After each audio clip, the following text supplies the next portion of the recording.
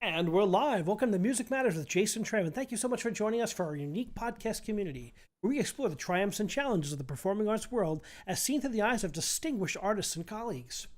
We have a wonderful guest today. We have Stanley Grill, a acclaimed international composer, and as a young boy of 6, Stanley found himself swept away with a whirlwind love affair with music. A childhood memory of being enthralled by a performance of Debussy's La Mer at historic Carnegie Hall led him to the piano, where he spent countless hours honing his craft. It wasn't until his studies at the Manhattan School of Music that his obsession pivoted from playing to composing, quest to find his unique musical voice. We're delighted to have Stanley Grill. Welcome, Stanley. Thank you, Jason. It's a pleasure to be here with you and chat about my obsession, which is music, as is yours. I share that obsession with you, and it's one of the most interesting paths we can take as artists and people. So, did you come from a musical family? Actually, not. I am the only musician in my immediate family. All my other siblings had music lessons, as was typical of folks in growing up in the 1950s. We had an upright piano in the house, and but all my siblings quit after I started because it was like, how can he play that already? And he's younger than me. So. So no, but I loved it from the very beginning. It was just, that's what gave meaning to just living. And what was some of the music that you first started with? Was it Beethoven? Was it popular? Was it jazz? So in my house, we had an eclectic collection of albums in the house. There was a lot of folk music. Remember Burl Ives, for example. But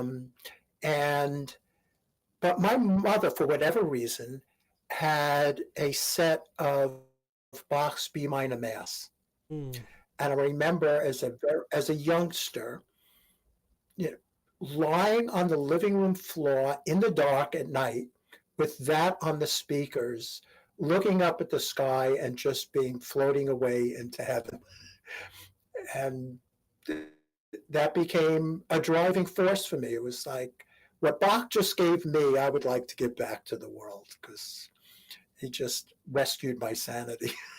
Nothing like the ethereal, like master composers like Bach. The B minor Mass is one of the great pillars of Western culture.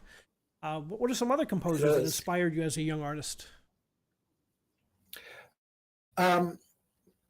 So just like any kid, I started off learning Mozart, Beethoven sonatas, Schubert, the classics, and some Bach, of course.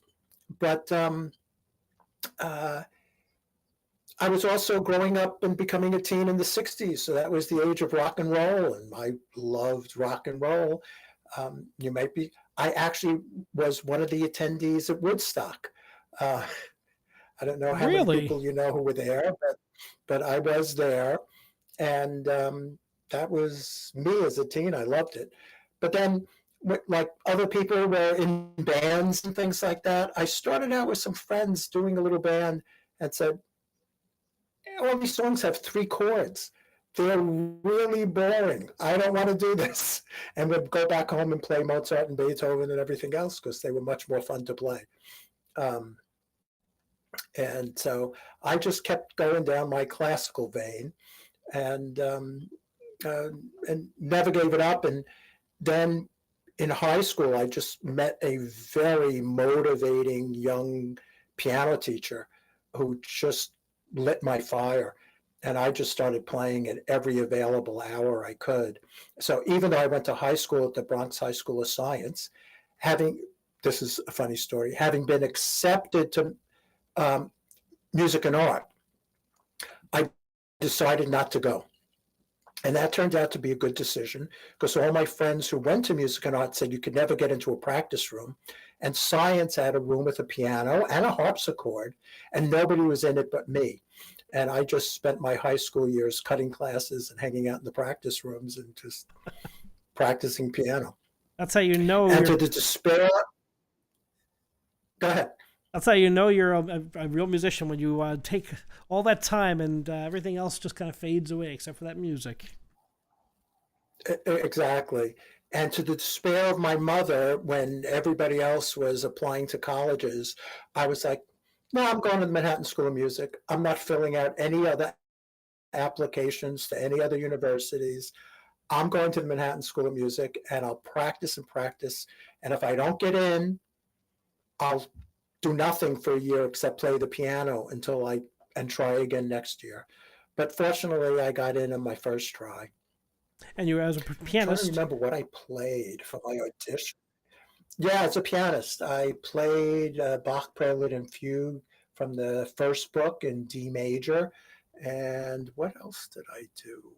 Chopin piece, and I can't remember right now. But anyway, I got in, and then within a year or so, I was again majoring with piano, and my piano teacher was marking up my scores with scribbles all over the place till you could hardly see the notes underneath them.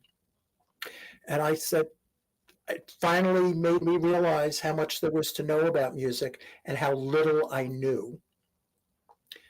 And that it seemed like this great big, what's the secret, the mystery of how music is put together? And my teacher has a good idea of it, but how am I going to learn that? And I switched to music theory. I Ah. never looked back. I just loved it. I love it. As a career, as a way of making money, maybe not very helpful, but I was a young kid and I didn't care. So I just put all my stuff into music theory. And over time, it really did reveal the mysteries. It got it all together in my own mind. What are all the elements of music that makes great music what it is? And that's what got me started writing. And what were your first pieces as a composer? Oh, way back then, all are long in the garbage can, and not on my website. Yeah, I was studying. Let's see, my undergraduate. I was there in early '70s, and then I went back in the early '80s for my master's degree. And at that period of time, what were composers? There were a lot of everybody was doing 12-tone music. So I tried and hand at some of that, all in the garbage can now. I never really was keen on 12-tone music. There's some great, great pieces written, a handful, but most of it just was not my cup of tea. And uh, so in terms of writing, I was just trying this and that, trying to find something that appealed to me. And eventually that connection and my love of early music really is, I think, what put it all together for me. Just Renaissance vocal music, I thought was like the apex of Western classical music, just in terms of opening up the doors to the universe somehow. Who were some of the And Renaissance I started composers? Sorry, who were some of the composers of the Renaissance oh, composers who you most treasured?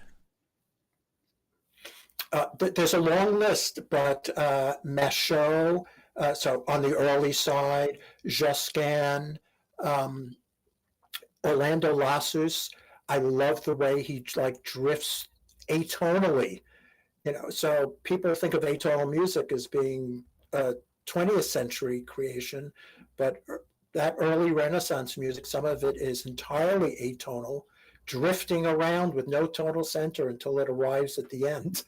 Um, and I really loved the sense of um, lack of meter, with all these voices operating at different rhythmic levels all simultaneously, creating this sense of flow like a river that just sort of doesn't arrive until it gets to the very end, and then it all just comes together I love when amazingly at the end. I teach my undergraduates when we talk about Renaissance, and I Mhm. say people don't realize that the chord progressions of today, and every rock song or pop song, come from hundreds of years, almost 1,000 years of polyphonic experiments that kind of just lock the formulas in. And they look at me like I'm crazy, but it's really true. And you listen to the Machaut and before, how those really hadn't settled yet. It's pretty fascinating.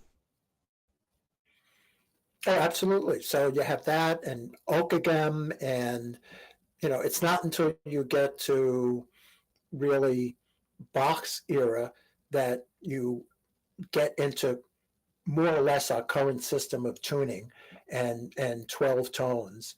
And before that, they were experimenting with all kinds of things, including scales that had more than 12 tones and microtones and all kinds of things. And certainly drift harmony. Let's say Gesualdo is probably the most well-known example of that.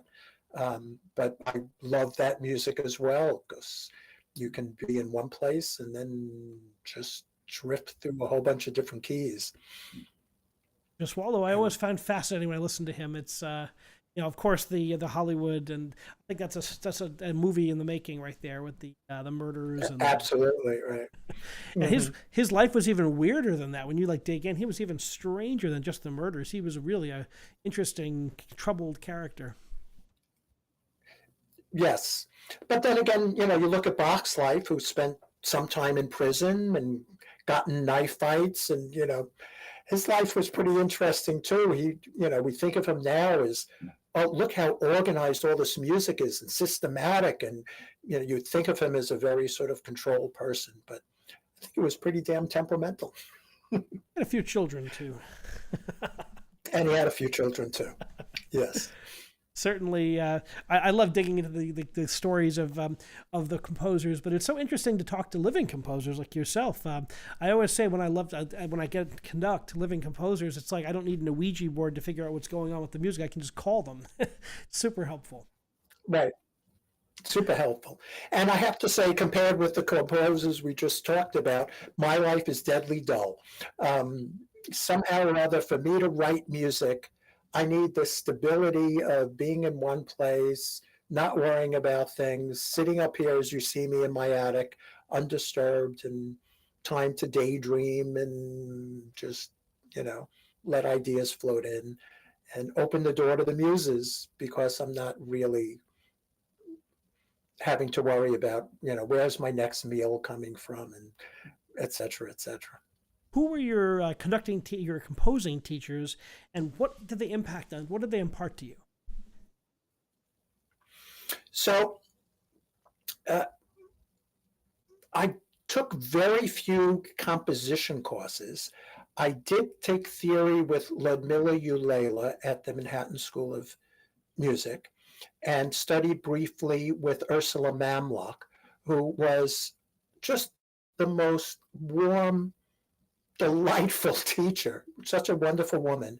But her style was 12 tone, but fortunately for me, didn't really impose that on me. And so let me do whatever direction I was heading out on, which was good. And I studied outside of Manhattan with Joseph Prostakov, who did a lot of editing for Shermers and other things. I don't know how many people know him these days. He was known more as a piano teacher, but I studied composition with him, and he couldn't care less what I was writing and never even looked at it. He was more, okay, we're starting with one-to-one counterpoint a la Fuchs, and let's master that. And then we'll do two-to-one counterpoint, and so on and so forth. And we just did these exercises in writing music in different styles, and I would write fugues. And when we worked on and looked at Bach fugues, for example, it was more, oh, this is very interesting. He had me sitting there playing Bach fugues with my hands crossed in every different key. Just transpose it. It was like your head was going through a washer dryer cycle. It was painful, but it would certainly drive it into your brain in a way like nothing else. And so those studies with him gave me the technique that then I could sort of do what I wanted. But given my love of that early music, it was having that contrapuntal technique that really I think cemented the direction I eventually went in terms of writing for myself. I hear in the works on your website that I went through a bunch of them, and I hear the counterpoint, the kind of really innate, like the really interesting counterpoint, wrapped in tonality, but in unique usage of tonality. So generally, my writing tends to be modal, and where the complexities come in are in the polyrhythms that are going on. Because over the course of, let's say, a 4/4 bar, nobody may be actually playing 4/4. Somebody may be doing triplet half notes, and somebody else doing sextuplets and dividing the beats in different ways, so that maybe they're all meeting 4 bars later when they come together again. And that again is a technique that's common in Renaissance music, where you don't really have that sense of really fixed meter. And what you find in classical music, where you have all of these really consistent 4-bar phrases, a phrase that is an A and a B answer and comes to a cadence, and then the next phrase starts. And I avoid that entirely in my music. How long did Never it take you appealed to me much. to find your voice as a composer? I know that's one of the trickiest things. And when did you feel you achieved that? I'm still developing. I'm not done yet. It's growing, but I would say that kind of music that sounds like myself over maybe the last 15 years. If you pick up any of my more recent pieces, yeah, that's a Grill piece. My wife sometimes calls me, Mr. Hemiola or Mr. Triplet. And I think in some way my music sounds very American too, and I ascribe that to maybe a lot of sometimes open fifths and open harmonies and widespread voicings in the music. But when I set out to write a piece, it's usually this layering of melodies and setting out so that they're not all aligned in a homophonic way, and nothing sounds like chord, chord, chord, chord, chord, which is so typical of classical period music. Or if you look at any even bar music, it'll have, 5 chords in a row, bang, bang, bang, bang, bang, which is a lot of Beethoven, for example. And that's not me. Everything is going very linearly with a lot of elision, so that these melodies just sort of stretch out and keep going and breathing and arriving somewhere else. Maybe another more recent composer who does that, which I love, is Fauré's late music. In his Opus 90 on, some piece starts at the beginning and he never gets there until 12 minutes later. And then you figured out where he was going all along while he's migrated through a million keys, and it's just this continuous sigh that goes on and on and on and on. And that just does it for me. I love it. It's never heavy-handed either. I love Fauré's elegance, and just its music always very interesting. Like his last piece, which is a string quartet, is just the most remarkable piece. And so I've written a lot of string quartets, and that sensibility that's in his last string quartet is often, even if I'm not sounding anything like him, is in the back of my mind when I'm working on string quartets. And I find that medium just to be very appealing for the kind of music I write, because it's this dialogue between the 4 voices, and they're always playing off of one another. And it's just a great vehicle for getting that same sound that you hear in Renaissance vocal music.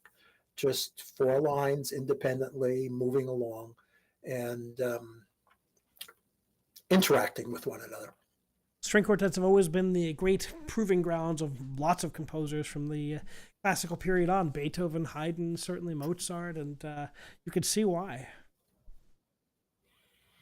Yeah, and a lot of people, I sometimes, just look at people's comments. Oh, how can I write a string quartet? I'm terrified of doing this because who am I comparing? Beethoven and Haydn and Mozart. Oh my God! Shostakovich. But and Shostakovich, and whose string quartets I adore, and of course there's the six Bartoks, and but for me, I think I've got about more than a dozen string quartets at this point, and they just appeal to me. And when I start writing one, it just pops out, and a week later, I've written it. So. Now, you write for a lot of different combinations of ensembles and different voices. And do you have any that have been your central to your career, or do you write in all styles, combinations? Well, earlier, I tended to write more for small ensembles and chamber music because I didn't have a lot of time to get my music out there, get it played, and just doing orchestral music just wasn't feasible. So I started to write smaller things, but I've always written for voice. So I have lots and lots of pieces where I'm setting poetry, and at the risk of, no, I have to move my camera. I'm not going to do that. I have all these library shelves here full of poems. That makes sense. Up here in my attic. I've always loved poetry. I have a bunch of favorite poets, amongst them William Carlos Williams, Rilke, Yeats in English. And so I've set them for either chamber chorus or for voice plus. So voice plus string quartet, some chamber ensemble. A growing list of just voice and violin or voice and viola, and have written a bunch. And I should add that I've had this ongoing collaboration with an early music ensemble in Vienna that's inspired a lot of music. So their director, Ella Sachka, and her group, the Pandolfus Consort, I found originally online, and she, at the time when we hooked up, happened to be interested in not just doing early music, but in doing contemporary music, but for early instruments. So I started writing music for her viola d'amore. There's a theorbo in her group. They all play on Baroque instruments. And so I started writing for them. And over the years, have written many pieces, and they recorded an album just of music I'd written for them over the years. That turned out just, was ecstatic about it. It was just wonderful. Isn't it incredible the connections we can make online and across the Atlantic and across the world?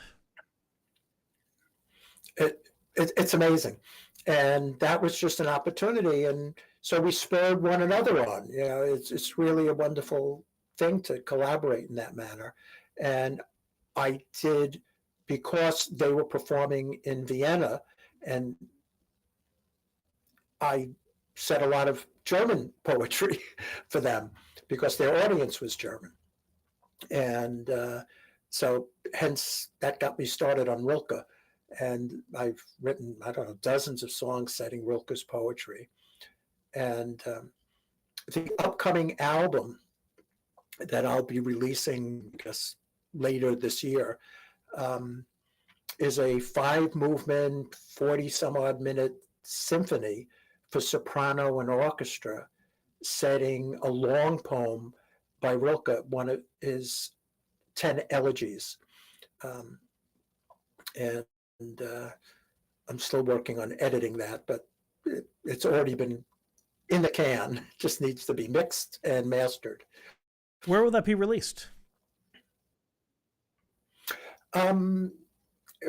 by Stanley Grill. um, so Fantastic. I, yeah, I become over the last year or so, I decided to go entirely indie. Um, I've been self-releasing. I've been traveling to the Czech Republic twice a year to record with an orchestra who I've developed a good relationship with. I love what they do, and I love the cost at which they do it, which is affordable for me. So I've been recording. They deliver me a mastered file, and then I do my own album artwork and I self-release it. Um, Using one of these online distributors, so it's on streaming media.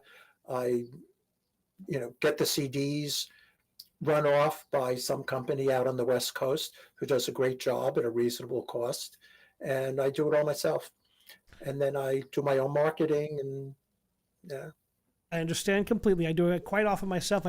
We're releasing a live performance of Yeah. Cacciatorian's piano concerto in the next month or so. And Oh, that's lovely.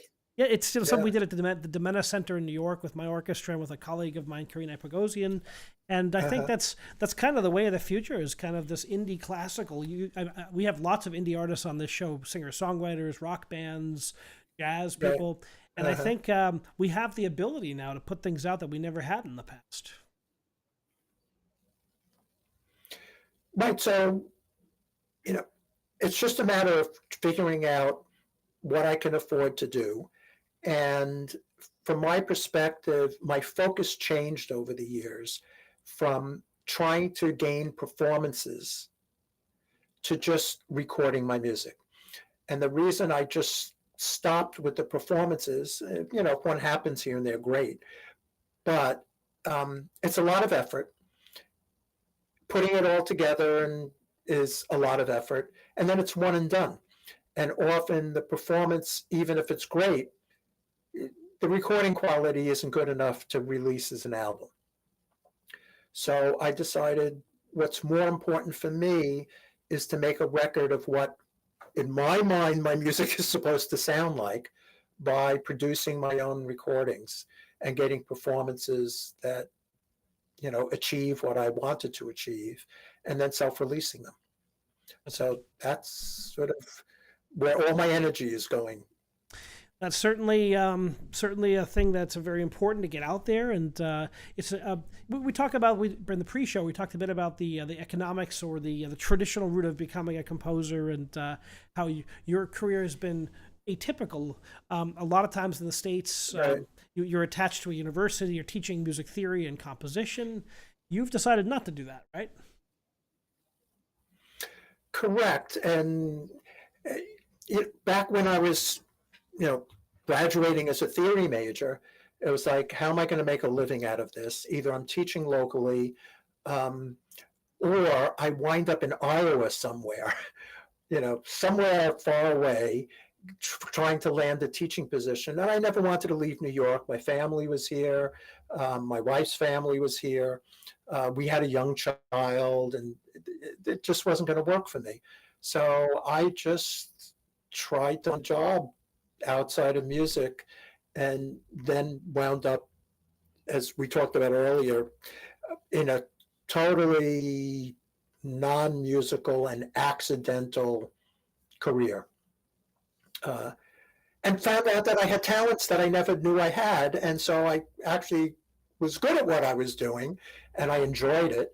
And that just, one job led to another until I wound up, hundreds of people working for me, working 60 hours a week at this non-musical whatever. But writing music in the evenings and on weekends as I could fit it in. And then once I got to the age I'm at now, all of a sudden I had this time to sort of come out of my attic and tell people what I've been doing for the last 35 years and market myself. So I started producing albums. I've got 7 or 8 I've out just over the last several years. And I became a Recording Academy voting member and started getting active in that. And then, of course, the terrifying thing of spending way too much time on social media, sharing my music, which is both horrifying and occasionally very gratifying, because it's a vehicle to make connections around the world that would never be possible otherwise. And Truly meeting amazing. kindred spirits. Truly amazing. Right. And you meet people who you never like. We regularly have people from the show from Indonesia or Australia, and there was no way I would meet them. But I'm always amazed by how interesting a community this really is when you kind of broaden the horizons and put your stuff out there. Absolutely. And pretty much most of the connections that I've made, because, music is also especially when you're a composer, I used to be a piano major, but I haven't really practiced in 40 years. So I would say, compared with how I was then, I now suck. But that's okay, because I rarely play, because I want to write. But that means I don't have the means to actually have anybody hear what's in my head unless I collaborate with others who are actually doing the performing and sitting in front of an audience or in a recording studio. And I've really made some just great friends and collaborations. I've done a lot. I've done now 3 albums with the violist Brett Dubner. And so I'm not sure if you know his work. I do. I certainly do. He's just fabulous. What a player. So we become friends, and now it's gone 2 ways. I've written a lot for him and write a lot more for viola, because I know he's out there. And then on the other hand, he's playing my music. So it's just great. And then we've done these albums together. And the latest one that I released this year was a COVID project. Here I was sitting here with nowhere to go. I just got really crazily ambitious and wrote a 15-movement, hour and 6-minute fantasy for viola and orchestra as a musical reflection of the 15 poems in Hart Crane's poem, The Bridge, where the Brooklyn Bridge is his central metaphor for the connection between humans. And that's what got me thinking about it, because all of a sudden we're not connected anymore. Everybody's locked in their own homes. So it got me reading the poem, and I just started writing. And so I wrote that in over a couple of months in 2020, during the first months of the lockdown, recorded it last year, and released it in March of this year. And Brett's the soloist. He plays in every movement. I wouldn't call it a concerto so much as more like a Berlioz type, Harold in Italy type piece, where the viola is a central character in the piece. But he just plays it so beautifully. It's just, I love it, how it came out. He's quite an artist. He's come up on many Music Matters and interviews, and someone I've had my eye on having on the show. Now I have to reach out to him. Oh, absolutely do. He's just, I love Brett. He's terrific. And his playing is just so beautiful and warm, and with this luxuriant sound that comes out of his viola. It's just great. And what I like about the viola is the viola sits right in the range of the human voice.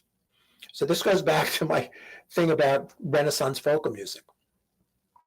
The viola, from its low C up to its range, really covers your sort of baritone through soprano. Violin goes above that, cello goes below it. The viola to me is like a human voice.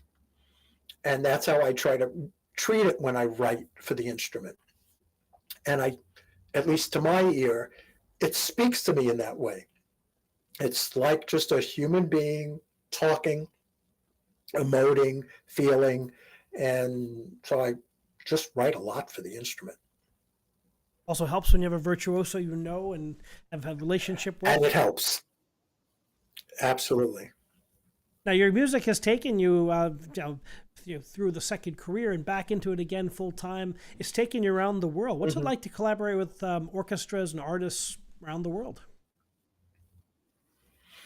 Um, it, it's just delightful because gives you. I always say when I'm first reaching out to somebody, give me an excuse to visit you in your country. I'd love to be there, and my wife and I will turn it into a vacation in and around a performance, and then so we've gone and explored and spent. We were almost 2 weeks in Japan for a concert that took place one evening in Edo Hall in Japan.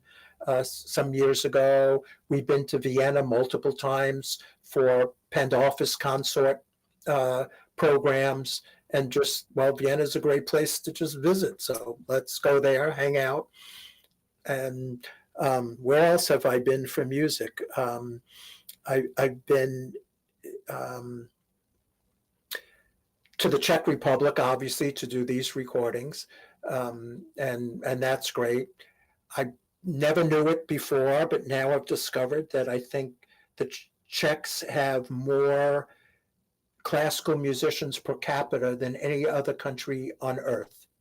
More than Vienna. Every That's little interesting. town seems, yeah, every little town seems to have a Doom Hoodby, a music house in it, where people are training to be classical musicians, and they have orchestras, and the orchestras are good, and it's a small country, but gosh, there's an awful lot of classical musicians in it. God bless Excellent. that. Great to have all those, Yeah. it's just great to have that tradition live and strong. Right. Well, it is beautiful, and every time I get to conduct in foreign countries, I just love to meet the people, talk to the orchestra, go out with the opera singers. It really reminds me why I do this, because you see, we're really all the same. Well, that's the beautiful thing about music, and why what feeds my obsession with it is the connection with music is in direct opposition to everything we see all around the world right now, where everybody is like becoming locked into their little tribal shtick, whatever it is, and just pushing away everybody else. And I'm dealing with musicians. There's just none of that. We have music. We love music, and whatever kind of music they're playing, I feel a kindred spirit with people, and they're white, they're black, they're whatever color, they're whatever religion, they're whatever culture they're coming out of. They're playing Eastern music, world music, jazz music, whatever, but they love music. And when we're talking about it, we're in that's a very large, inclusive tribe, is all I can say. And that's how the world should be. And that means a lot to me. I agree with you there, and it's this concept of like coming together for a common unified purpose. It makes everything else kind of fade away, and that reminds us of our common humanity. Two central themes in your music that seem to be abounding: this kind of representation of nature and the physical world, and an aspiration to inspire and foster world peace, like we're talking about. Tell us about that. Correct. How do you choose topics, and how do you choose specific pieces to write? So my music is integrally connected with my worldview. And I am active in just staying up with what's going on in the world, and this feeling like the rest of the world, probably pretty helpless about being able to do anything much directly as a single individual. But that fuels the music I write, because I want my music to make a statement.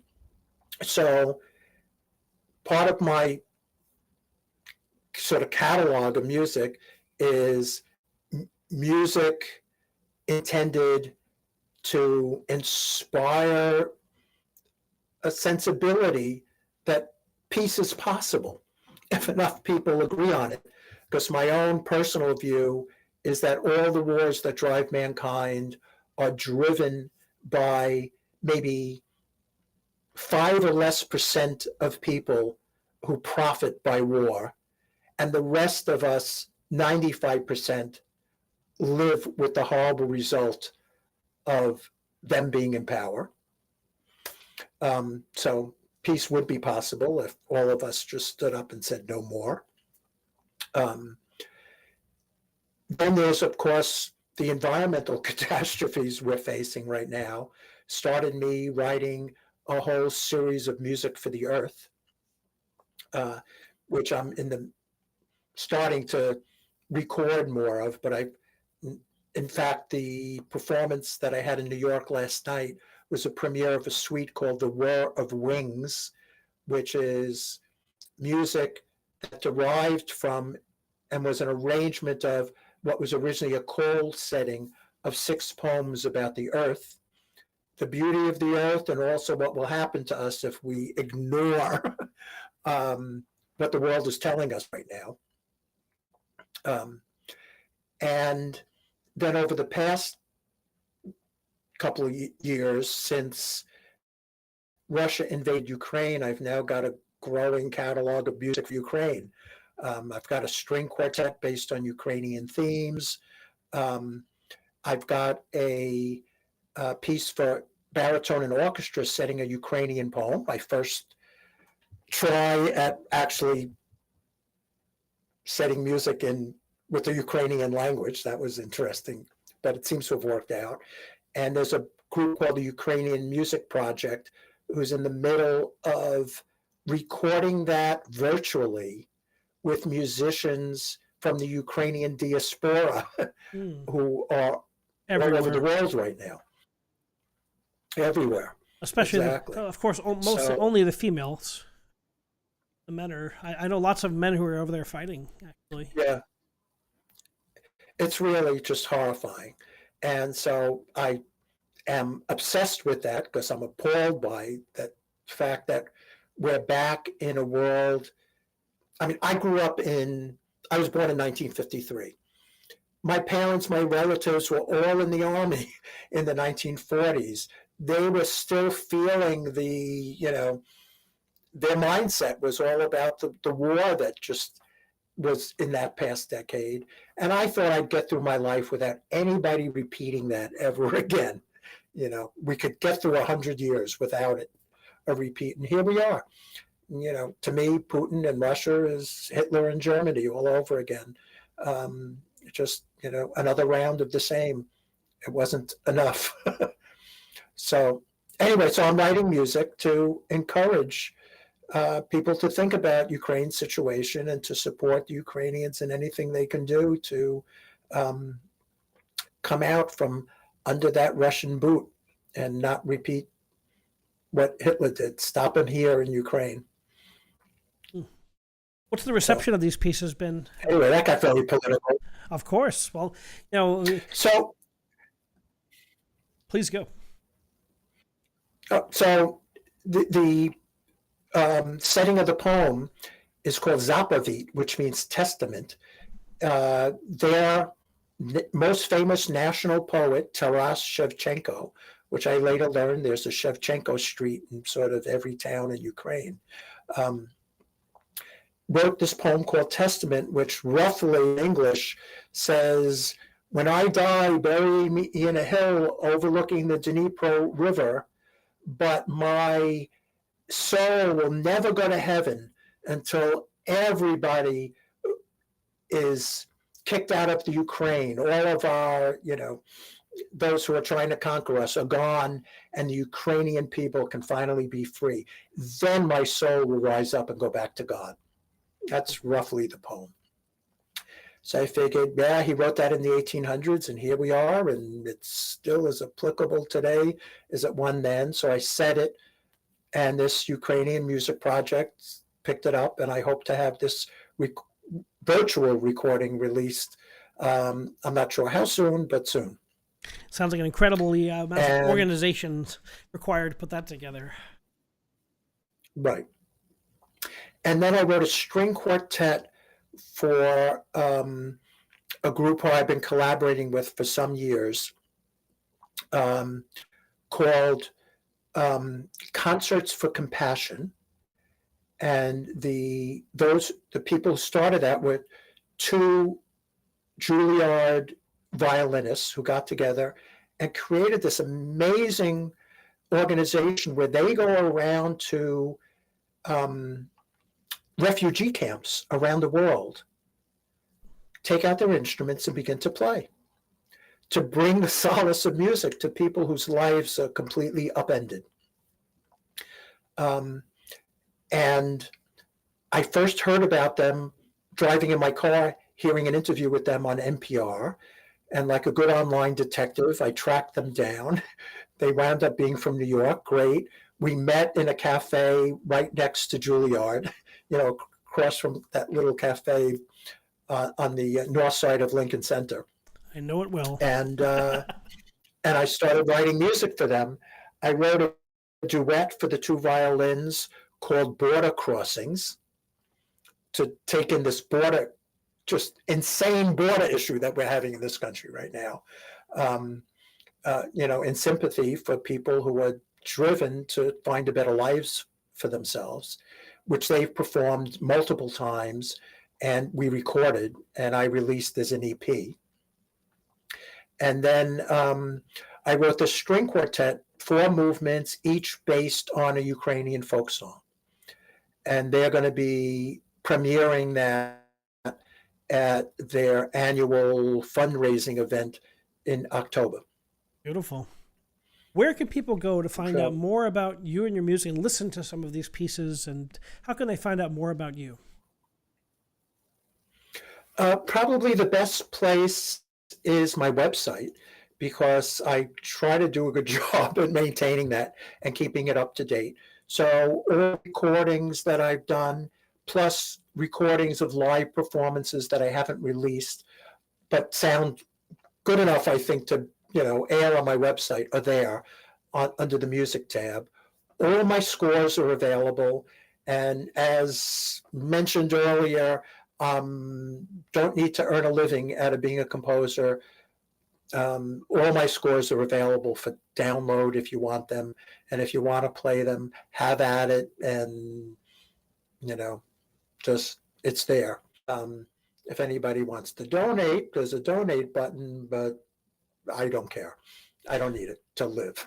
Truly a unique composer, a unique personality, a unique artist, yeah. And I'm so glad we got to meet. It's always great to meet artists on this platform, and I can't wait to get to know you personally and to explore your music more. Yeah, so when you're in New York, let's meet personally, and we can, shoot the breeze over a cup of coffee and chat, because it would be lovely to collaborate. And I'm always up for writing new things that fit in with this world vision of mine. I'll keep on doing this as long as I'm still standing. Well, or sitting in this chair. With your energy, that's going to be a long time with lots of great music to come. Today's Charles Ives. Say that again? With I see a lot of similarities to Charles Ives, who was had the career in insurance, but was writing all this great music and then devoting his life to that. I think that's pretty amazing stuff, and what a great story. All right, so I haven't mentioned Ives yet, but he's certainly a role model for me. And his life in the insurance business, knowing after all, who's going to play that crazy music I'm writing. So, I have to do something else. And I always admired his music. Actually, my master's thesis in music theory is analysis of his songs. He has a body of some 200 songs. And my premise was, he wrote in all of these very, very contrasting styles, sometimes very harmonic and church hymn-like, sometimes just, pounding cluster chords. Did he mean something by that? So I went through all the songs looking for, what are the songs about? What is he talking about? And can you group them? And does he use certain styles when he's trying to convey certain ideas? And I concluded that he did and was. So that was my college thesis. Yes, I love Ives. Hard not to. Great visionary writing bitonal and polytonal music when everyone else was in the late romantic period. And starting that journey into the Absolutely. Well, Stanley, it's been a pleasure to get to know you man. on the show, and I look forward to exploring your music farther. Please check out this really interesting artist who's doing some great work today and some wonderful collaborations, and thank you for joining us today. And thank you for taking this time with me. It's much appreciated, and I look forward to getting to know you better. Continued success.